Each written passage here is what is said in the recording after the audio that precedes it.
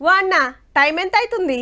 నిన్నే అక్క టైం చెప్పరాదు అని అడిగితే రాత్రి 9:30 దాటింది అంటారు కదా. గోడ గడారం దిక్కు చూస్తారు, లేదంటే ఫోన్లో చూసి చెప్తారు. మీ పక్కూర్లో ఎంత అవుతుంది? మీ మండలంలో జిల్లాలో ఎంత కావచ్చు? హలో, ఏం మాట్లాడుతున్నావు? జిల్లా రాష్ట్రం కాదు, దేశం అంతా గిదే టైం. అందరూ తిని బజ్జున టైం అంటారు. మరి బయటి దేశాల్లో టైం అడిగితే చెప్తారా? డౌటేం పడకుర్రి, ఇది గడారమే. ఇండియా టైమే కాదు, దునియా దేశాల టైం కూడా చెప్తది టక్కున. ఇప్పుడు అమెరికాలో ఎంత అవుతుందంటే మీరు గూగుల్ అమ్మని అడుగుతారులే, కానీ మన గడారం తోటే గీ అన్న చెప్తాడు చూడుర్రి. మన భారతదేశ సమయము 5 గంటల 10 నిమిషాలు అవుతుంది.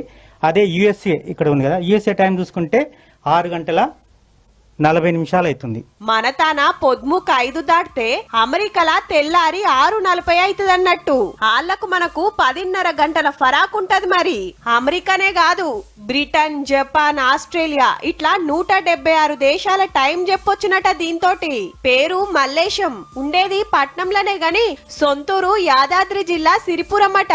ప్రపంచ దేశాలన్నీ ఒక్క గ్లోబ్ మీద చూసినట్టే మనము ఒక్క గడారం తోటి అన్ని దేశాల టైం ఎందుకు చెప్పలేమని ఆలోచన చేసి గిది తయారు చేసిండన్నట్టు. ఇండియా తోటి ఏ దేశానికి ఎంత ఫరాక్ ఉందో చూసుకొని గిట్లా సెట్ చేసిండు. ఎర్ర రంగులున్న అంకెలు రాత్రి చూపిస్తే ఆస్మాన్ రంగులున్నాయి పగలు చూపిస్తదట. 6 నెలలు పట్టిందట చేస్తానికి. మునుపు కలియుగం క్యాలెండర్ వేసి ఇండియన్ బుక్ రికార్డు కొట్టిండు. ఇంకో 100 ఏళ్ల తర్వాత పలానా తారీఖు నాడు ఏ వారం అనేది చెప్పొచ్చునట. 2027 ఫిబ్రవరి ఇక్కడ ఇదో ఇయర్స్, ఇవో నెలలు.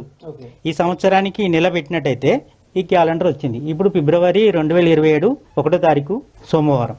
1200 సంవత్సరాలకు సంబంధించినటువంటి ఒక పంచాంగాన్ని మళ్ళీ క్యాలెండర్ ని కనుక్కొనడం అనేది ఇది దేశ చరిత్రలోనే లేదని నేను నమ్ముతున్నాను.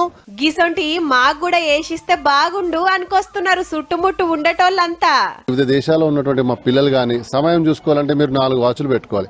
అలా కాకుండా ఈయన ఒక వాచ్ తోటే మీరు ఏ టైం అయినా ఈజీగా చూడొచ్చు. 1 సెకండ్స్ లోనే చూసుకోవచ్చు. ఇప్పుడు సపోజ్ మా ఇన్లాస్ గానీ మా పేరెంట్స్ గానీ ఉన్నారు అనుకోండి, ఇప్పుడు అక్కడ టైం ఎంత అవుతుందో, వాడు పడుకున్నాడా లేదా, లేసిండా, మాట్లాడాలా లేదా అన్న ఒక ఆలోచన ఉన్నప్పుడు వాళ్ళు ఈజీగా దాన్ని చూసుకొని వాళ్ళు చక్కగా, అంటే అది ఏ లాంగ్వేజ్ అని, అంటే ఓన్లీ తెలుగు వచ్చినా, ఓన్లీ ఇంగ్లీష్ వచ్చినా, ఓన్లీ హిందీ వచ్చినా కూడా అది ఐడెంటిఫై చేయడం అనేది చాలా ఈజీ అయిపోతుంది అనమాట.